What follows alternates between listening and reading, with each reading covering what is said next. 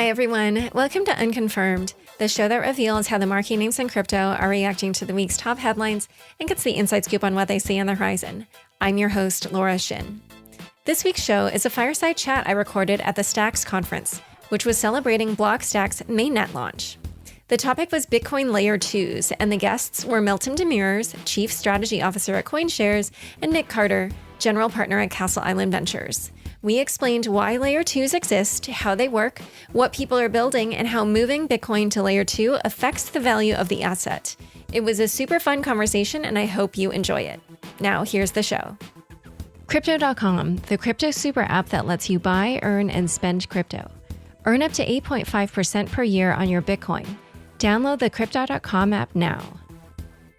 Hi, everyone. Welcome to our panel, Layer 2s on Bitcoin, with Meltem Demirors, Chief Strategy Officer at Coinshares, and Nic Carter, General Partner at Castle Island Ventures. Welcome, Meltem and Nic. Hi, Laura. It's so exciting to be here. And I have to give a thanks to Nic in advance. I roped him into this. I texted him. I was like, Nic, you're doing this. I want to have this conversation with you. So thanks, Nic. No, I'm very glad to be here. And that was a really great remix of Massive Attack just before this. So I was really enjoying that. Yes, so was I. All right, so let's start our discussion by just defining what Layer 1 and Layer 2 are for people who don't know, just to make sure we're all on the same page, and also why multiple layers are necessary at all. Sure. Do you want to kick it off, Nic? I can start. Sure. So in virtually every payment system, they function in layers. So when we talk about layers in Bitcoin or cryptocurrency, it's actually completely in line with how things work in the traditional payment space. So it's possible to send a wire as a consumer. We have access to Fedwire if we want, but for the most part, when you use dollars, you're transacting with credit systems or peer-to-peer payments like Venmo, PayPal, etc. Those would be considered second or even third layers on top of more fundamental clearing infrastructure, where you have batched payments which happen less frequently and they're larger in size, and those payments at the bottom of the stack have higher assurances. So, and they kind of settle immediately, as opposed to the higher layer payments which settle on a deferred basis. So credit card payments are not final immediately.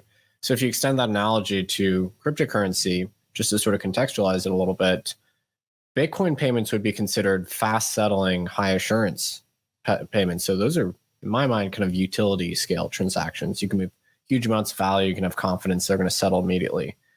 Layer 2, in my view, is more about deferring settlement, getting more scalability through trading off against those settlement assurances, getting faster finality by trading off again against the assurances. So basically opening up the design space and mirroring those, that layered model that we have in payments itself.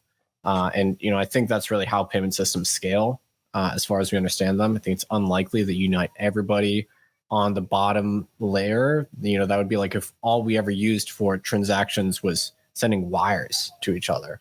So that's kind of my view of it. Meltem, I don't know if you have a different diagnosis. Yeah, no, I think the way you articulated, Nic, is a great starting point. The analogy we use often is the Bitcoin blockchain is more akin to Fedwire. And what we've seen, a lot of other protocols have moved more quickly to adopt layer 2s. I think Ethereum in particular is one that from the very early days had a mindset to sort of start moving towards layer 2. And one of the interesting observations is over the last 6 months, as we've seen the explosion of DeFi and new financial primitives being implemented on top of Ethereum, obviously it's resulted in a lot of challenges in network availability, network throughput, and rising price in sending transactions across the network, deploying smart contracts. Now, obviously, Bitcoin doesn't function in the same way, but what I think is important to note is there is an important function here, whereas Bitcoin's usage grows and the adoption of Bitcoin grows and the number of use cases that people are utilizing for Bitcoin grows, we're going to need different layers that have these features that are optimized for the specificity of the use case. And that's something that's talked about maybe a bit more in other protocols that are newer, and I've had an opportunity to learn from watching what's happened in Bitcoin. But I think it's been interesting to observe, in many people's minds, we really don't ever think about the amount of bandwidth we're consuming or the cost of connectivity to the core protocol with which we're interacting. And in many ways, the way I think about Bitcoin, for the first time in human history, we have a way to price compute and connectivity. There's a very real price that you have to pay to prioritize transactions in the mempool.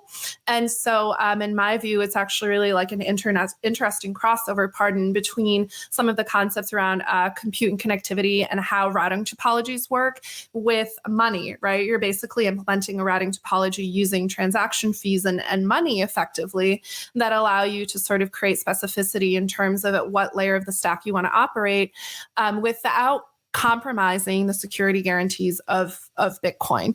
And again, as Nic described, there are inevitably going to be trade-offs, but what we've observed so far as we look at the proliferation of Bitcoin as an asset across other chains, whether that's in the form of wrapped Bitcoin or other assets, is people really do want to have the security guarantees of Bitcoin as an asset, but they want to have the ability to adapt some of the parameters around how they're utilizing the network and some of the security guarantees of their transactions, particularly lower fee transactions, or perhaps being able to deploy smart contracts or more complex sort of logic that maybe isn't as easy to deploy in Bitcoin script. So I think that's very important. And the other piece I'll just quickly add that I think is really important, since this conference is about developers, to borrow a line from Steve Ballmer, if you remember his famous developers speech, is Electric Capital puts out this great report, and it just came out. It's their State of the Developer Ecosystem report. And one of the interesting observations they have is there are a lot more developers in other protocols than there are in Bitcoin, because Bitcoin is notoriously hard to develop with. And building a robust grasp of Bitcoin core protocol takes much longer than perhaps some of these other protocols, which are scripted in more familiar languages and have different types of logic that's more intuitive to, say, like JavaScript developers or other developer communities that are much larger. So what I think has also been interesting to observe, and we have this in the legacy financial system, the entire legacy financial system is built on something called COBOL, right? Which is like this archaic programming language. Like most people who know COBOL really, really well are probably over the age of 60 because they were designing core banking systems in the 70s. So there's actually this really interesting technological risk that exists in our core financial system and our core financial applications, in that the group of people who know and really understand and are experts in COBOL are all going to be retiring in the next 10 years, right? So it's created this tremendous amount of pressure on the banking sector to replace some of these core banking systems that were built 50, 60 years ago, because there is a real risk of technological obsolescence and not having enough talented people to step into those roles. And I sort of see the same thing happening in crypto, right? There aren't necessarily tens of thousands of Bitcoin developers out there who can build really robust, highly secure layers on top of Bitcoin. And so it's been really interesting to see what's been happening in the Stacks ecosystem. And I'm really excited about the launch of Stacks mainnet, because I think one of the really important design space constraints that we have to get through is the fact that the Bitcoin developer community is just inherently much smaller than other developer communities, because the level of knowledge required is very specific. The amount of time it takes to become really proficient in Bitcoin and to understand all of the nuances of why Bitcoin Core looks the way it does, prior BIPs, the history of BIPs, why certain things are good ideas or bad ideas, takes a long time. Like, I'm 7 years in and I still know nothing. Nic, I don't know how you feel about that.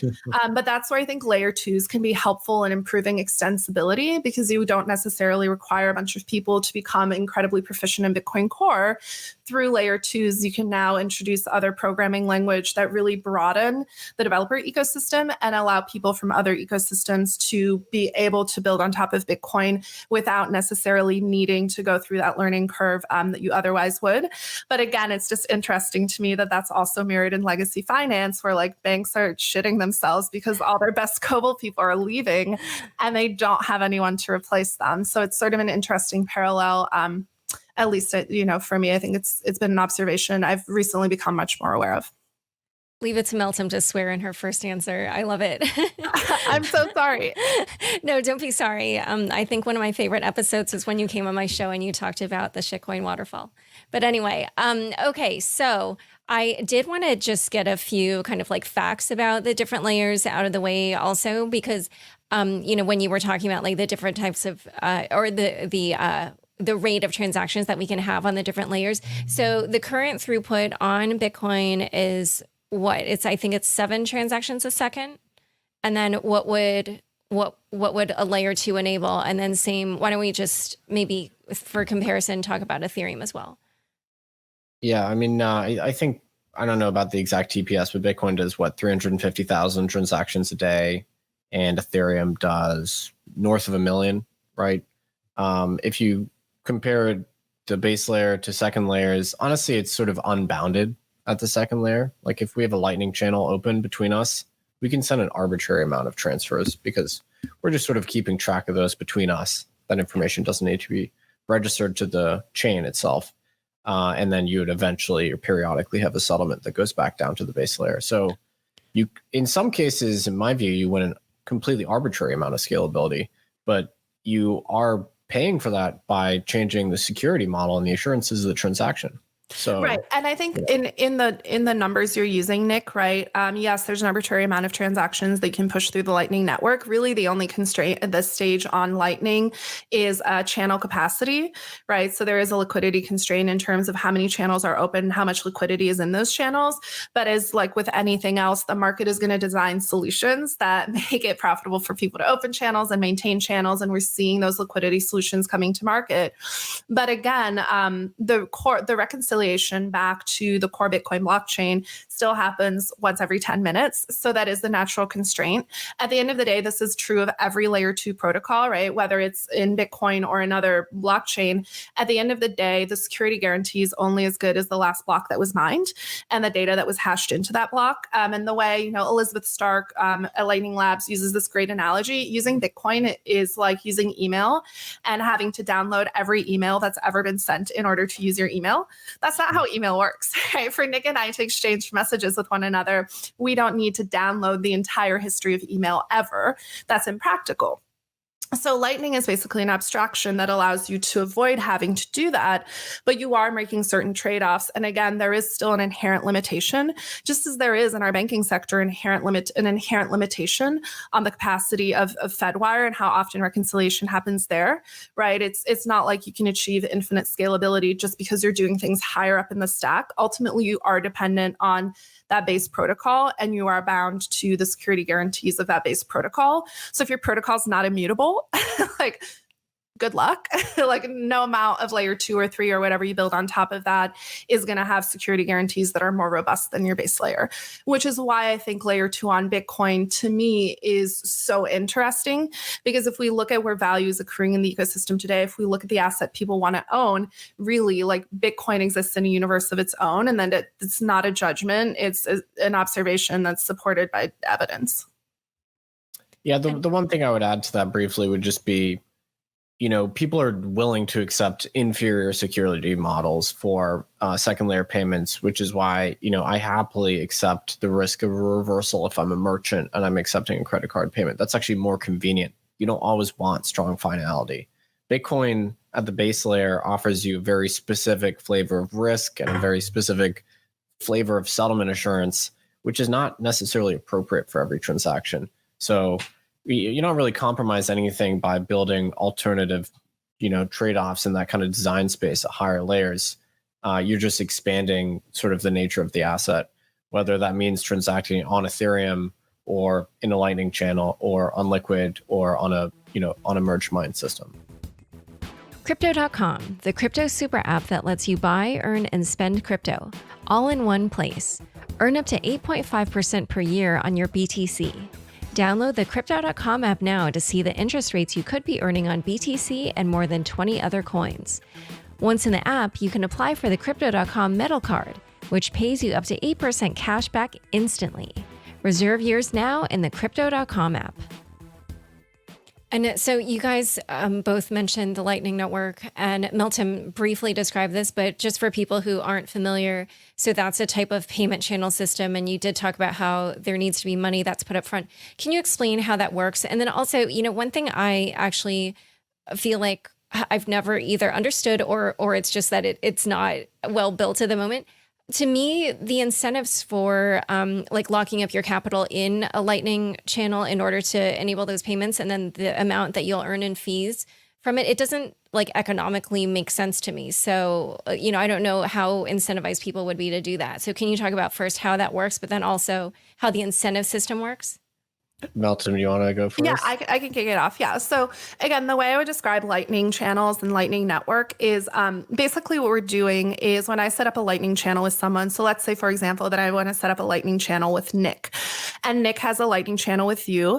And Laura, now because I'm connected to Nic and Nic's connected to you, I'm connected to you, right? So what Lightning Network basically does is by opening these channels between multiple actors on the network, you can start to route together the fastest, most optimal way to go from point A to point B.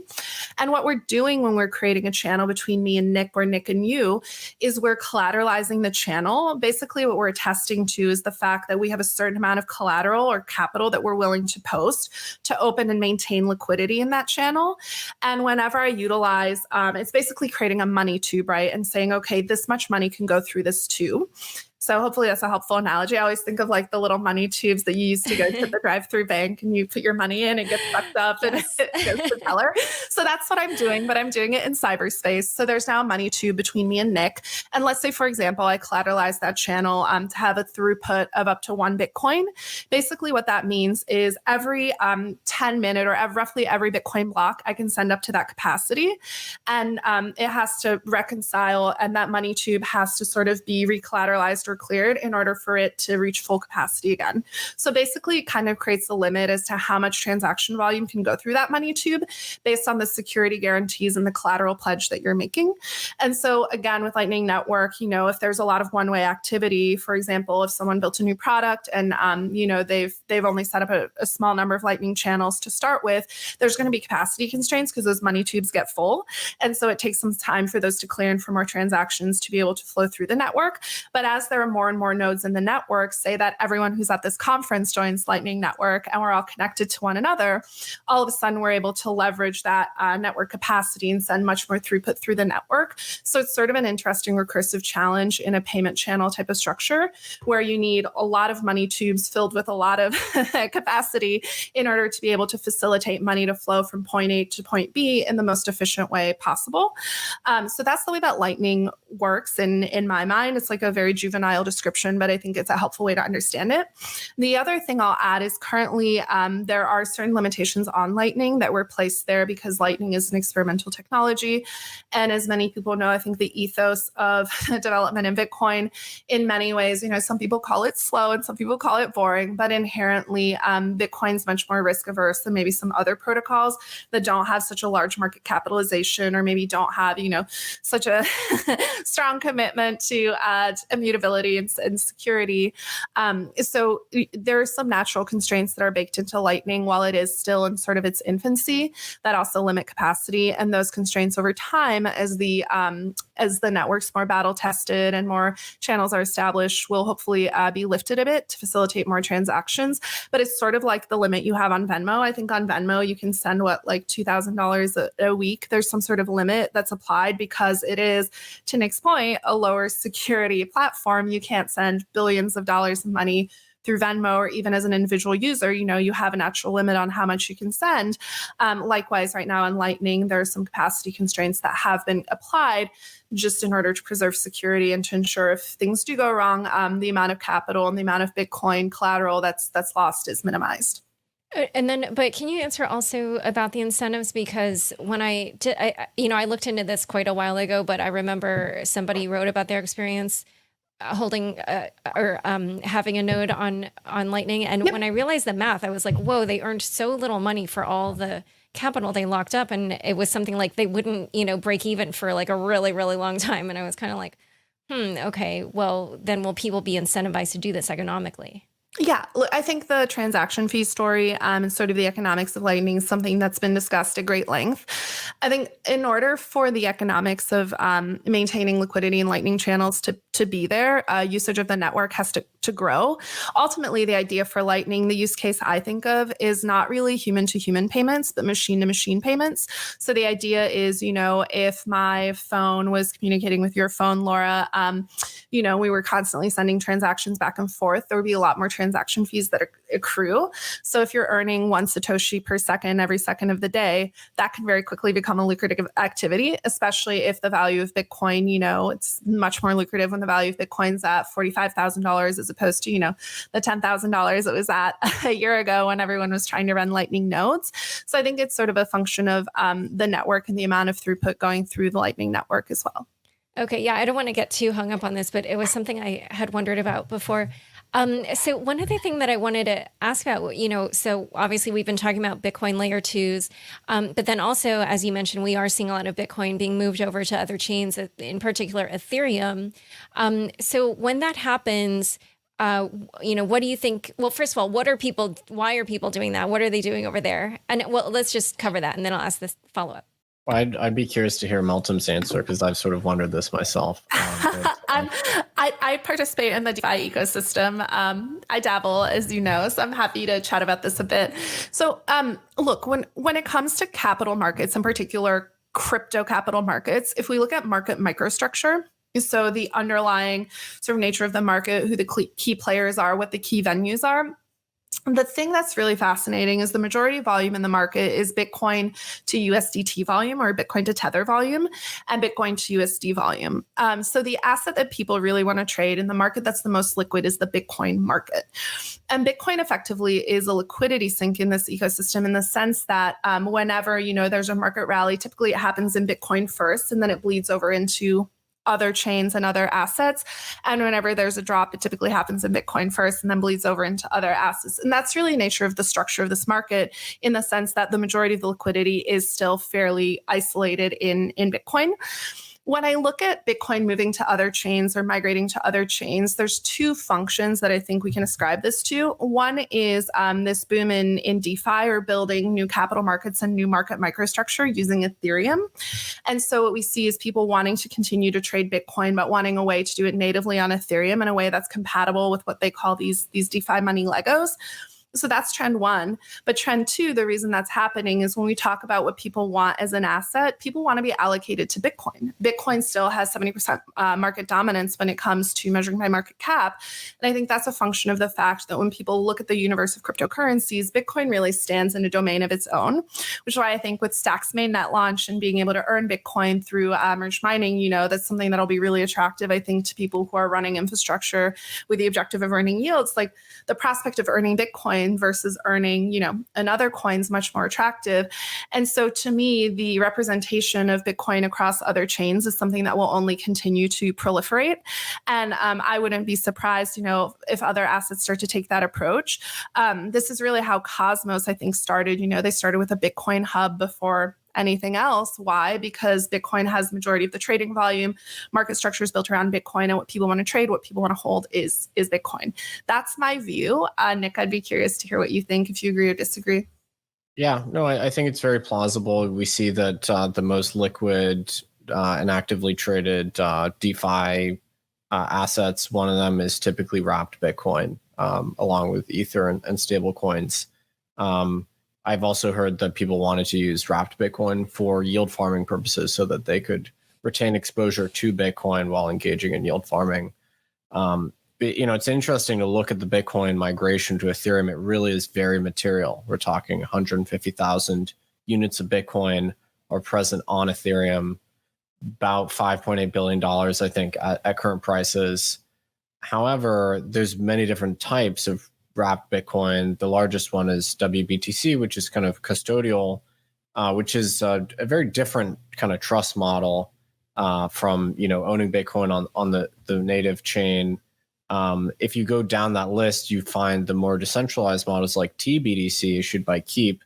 That one is more decentralized, but there's only I believe a couple thousand BTC in that particular kind of cross-chain model. So and the reason for that is, Nick, that more decentralized model requires more collateral to be posted and staked to guarantee the security of the collateral, right? If you don't have a central counterparty who's going to custody the Bitcoin that you wrap and provide certain security guarantees, the only way you can provide those security guarantees is to over collateralize and to require people to post an amount of collateral equivalent to the Bitcoin position they're creating, and to potentially even over collateralize by a high margin, just given how volatile Bitcoin has been historically and how rapidly prices of Bitcoin can fluctuate. Yeah. And so you're right. You have a trade-off between decentralization and sort of capital efficiency. There's also another popular way to create Bitcoin flavored risk, although it's not with Bitcoin, would be through something like synthetics, where you can over collateralize another asset and create something that resembles Bitcoin in terms of its financial risk. Again, that bit more decentralized, bit less capital efficient. But it is fascinating to see the demand for Bitcoin on third-party chains. I think it's so exciting. I'm like, hell to the yes. Well, it's great because you're teasing apart the asset itself and then the protocol for conveying value. And Bitcoin refers to both things, but they can be totally distinguished. And that's what we're seeing now.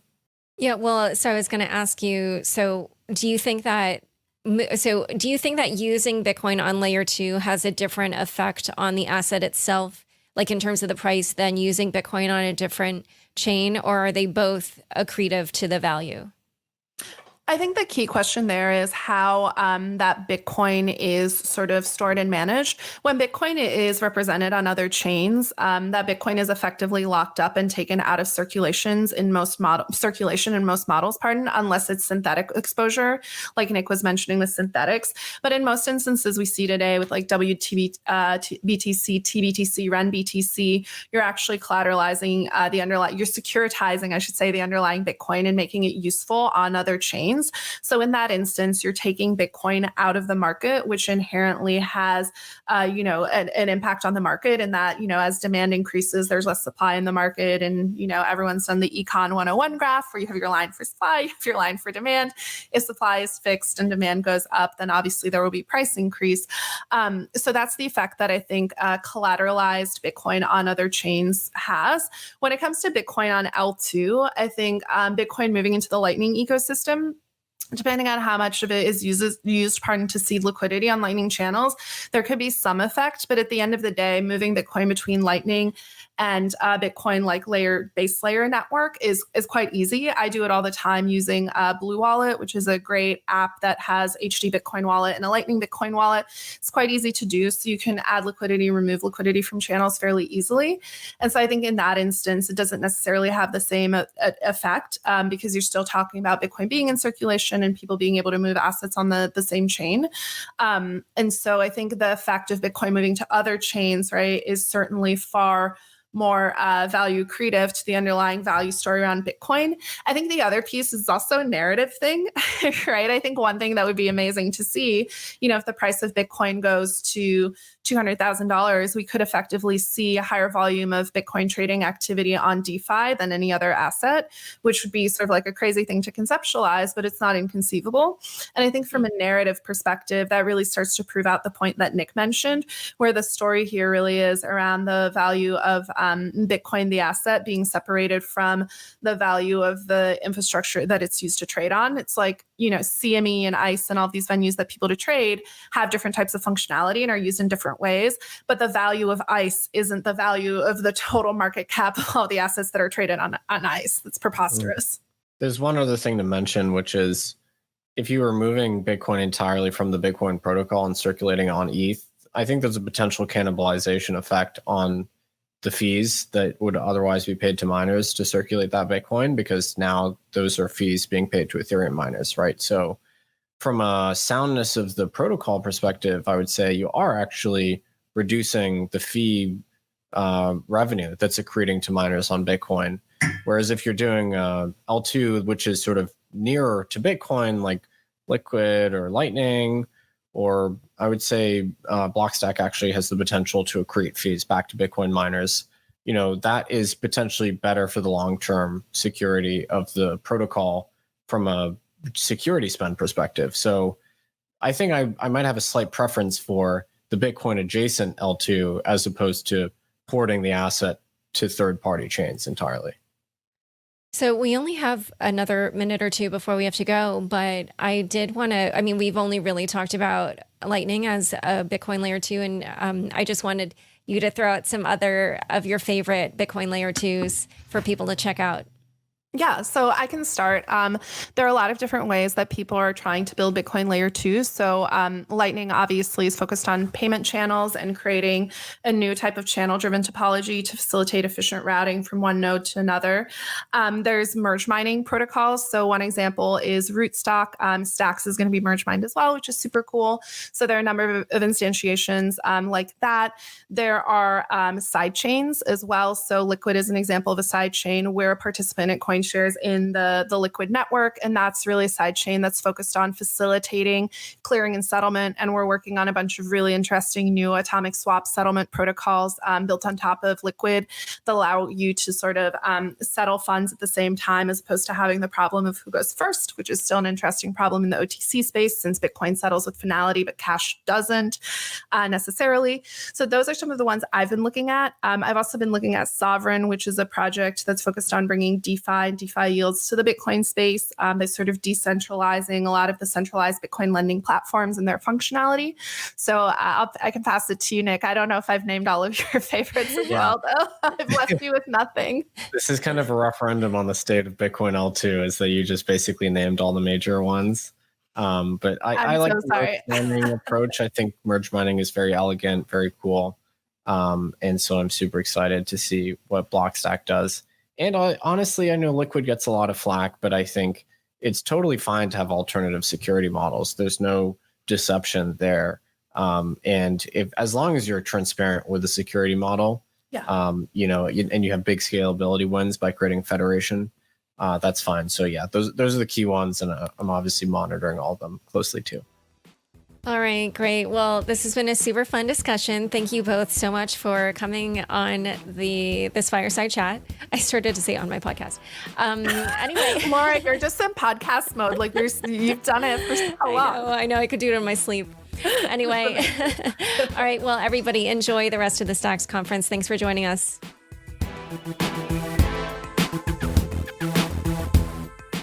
Hi, everyone. Thanks for tuning in to this week's news recap. First headline, Bitcoin liquidations trigger sell-off, but the bull run isn't over. After Bitcoin saw all-time highs near $42,000 last week, the price fell below $31,000 on Monday when a series of future liquidations sparked declines elsewhere in the market. On-chain analyst Willy Woo noted that once spot markets began their sell-off, Coinbase began failing to register buys. That caused the Bitcoin price on Coinbase to go $350 lower than on other exchanges. That in turn pulled down index prices that futures exchanges use to calculate leverage funding. Synthetics founder Kane Warwick took to Twitter to offer his theory on how over-leveraged longs had caused these corrections. He said that in an early bull market, long-time holders will take profits around a previous all-time high. After that, however, he said they will ride the price up to multiples of the previous all-time high. For example, he wrote, quote, I sold around 5 to 10% of my ETH into stables between $500 and $1,200. Over $1,200, you would need to claw it out of my cold, dead hands before we hit 3K. The block's Larry Cermak pulled data showing that retail investors are dipping their toes back into the crypto markets in this rally that has so far been driven by institutional money. Although the numbers have not reached 2017 levels yet, Google's search interest for Bitcoin is at a 3-year high, and exchange traffic is also starting to pick up, with another consecutive monthly increase of 24% in December, and data showing a total of 196 million website visits to crypto exchanges. Next headline, Gary Gensler named SEC chairman, a move hailed as positive for crypto. President-elect Joe Biden is expected to name Gary Gensler as chairman of the U.S. Securities and Exchange Commission. Gensler, a former Commodities Futures Trading Commission chairman, has testified before Congress regarding crypto and blockchain technology on several occasions, and once called it, quote, a catalyst for change in the world of finance and broader economy. On Twitter, Compound General Counsel Jake Chervinsky said Gensler's selection signals a policy shift in favor of a Bitcoin ETF, while also pointing out that Gensler was on the record in 2018 saying there was a strong case XRP as a security, and so there is unlikely to be a shift in the SEC's case against Ripple. Next headline, FinCEN extends comment period on controversial self-hosted wallet rules. The Financial Crimes Enforcement Network extended its comment period for a proposed rule that would require crypto exchanges to store name and address information for customers sending more than $3,000 in crypto per day to self-hosted crypto wallets. It would also mandate that exchanges file currency transaction reports for customers whose transactions exceed $10,000 a day. On Thursday, FinCEN said it would reopen the proposed rulemaking period for an additional 15 days from January 15th. The extension means that current Treasury Secretary Steve Mnuchin, largely seen as the sole driving force behind the proposed rule, will no longer be in office when comments come to a close. Next headline. Bakkt will go public on New York Stock Exchange through SPAC deal. Bakkt is going public on the New York Stock Exchange via a SPAC, or Special Purpose Acquisition Company, merging with VPC Impact Acquisition Holdings, which is backed by investment firm Victory Park Capital. The VC firm will also provide new funding as Bakkt raises an additional $532 million. The venture is expected to have a public valuation of $2.1 billion once the merger is completed. The company also announced that it had appointed Gavin Michael, a former Citi executive, as its CEO. The digital trading and payments app, which is expected to have a March launch, will allow users to buy and sell cryptocurrencies and manage other digital assets such as loyalty points and gift cards. Its regulatory filing states that Bakkt, which has more than 400,000 people pre-registered ahead of its launch, hopes to reach more than 30 million customers by 2025. The news comes as another longtime player in the crypto exchange space, Gemini, says it is considering a debut on the stock market. Gemini would be following in the footsteps of Coinbase, which filed paperwork to go public at the end of last year. According to the block, pre-IPO futures for Coinbase on FTX are trading at $303, implying a $76 billion valuation. Next headline, XRP update. The XRP securities saga continues to play out, with digital asset investment firm Grayscale confirming Wednesday that it is dissolving its XRP trust. This announcement comes days after the firm announced the liquidation of XRP positions from its digital large cap fund. In both cases, the catalyst was the SEC's decision to file a lawsuit against Ripple. However, it wasn't all bad news for Ripple this week, with the top securities regulator in Japan saying XRP is not a security. Japan's financial services agency confirmed to the block this week that it views XRP as a cryptocurrency, not a security. As a side note, the XRP army has taken to replying to SEC tweets that are completely unrelated to the Ripple case, with comments like, "Here in the UK, the finance ministry has declared XRP as an exchange token, not a security. Exclamation point, exclamation point, exclamation point." Oh, and by the way, not a security is in all caps. Next headline, an argument for social recovery wallets. Ethereum creator Vitalik Buterin published a blog post about increasing wallet security with what he called social recovery. Social recovery is a smart contract wallet with a single signing key to approve transactions, as well as a set of 3 or more guardians who can be called upon when the user loses his or her signing key. At that time, he or she would ask their guardians to sign special transactions to change the key registered in the wallet to a new one. Good suggestions for potential guardians would be 1, other devices owned by the user, 2, friends and family, and 3, institutions. As if to highlight just how useful this type of wallet would be, the New York Times came out with an article the next day about the plight of Bitcoin millionaires who have lost access to their wallet, including one who has lost $222 million in Bitcoin at the current prices, sitting on a hardware wallet that will only give him 2 more tries at the password before encrypting the contents forever. Next headline, Brian Brooks quits the OCC. Brian Brooks stepped down as acting head of the Office of the Controller of the Currency Thursday. Brooks had a bold tenure as acting OCC head the last 8 months and was expected to step down or be replaced by the incoming Biden administration. Brooks will be remembered for issuing several interpretive letters that cleared the way for banks to interact with cryptocurrencies, with many describing him as the nation's, quote, first fintech controller. On Tuesday, Brooks published an op-ed in the Financial Times calling for 21st century regulation of emerging DeFi projects.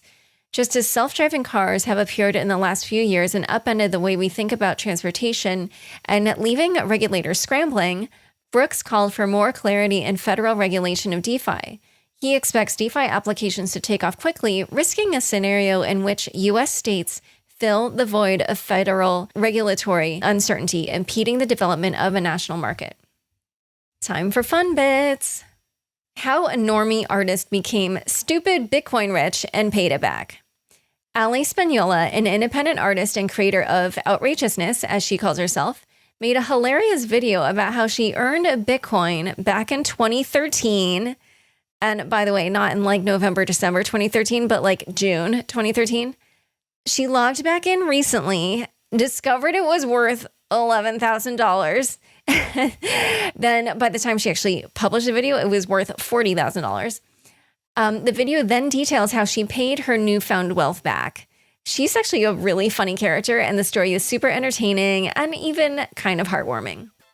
So anyway, thanks for tuning in to learn more about Meltem, Nic, Bitcoin Layer 2s, and the Stacks Conference. Be sure to check out the links in the show notes. Don't forget, we are now on YouTube. Subscribe to the Unchained YouTube channel today. Unconfirmed is produced by me, Laura Shin, with help from Anthony Yoon, Daniel Ness, Bossy Baker, Shashank, and the team at CLK Transcription. Thanks for listening.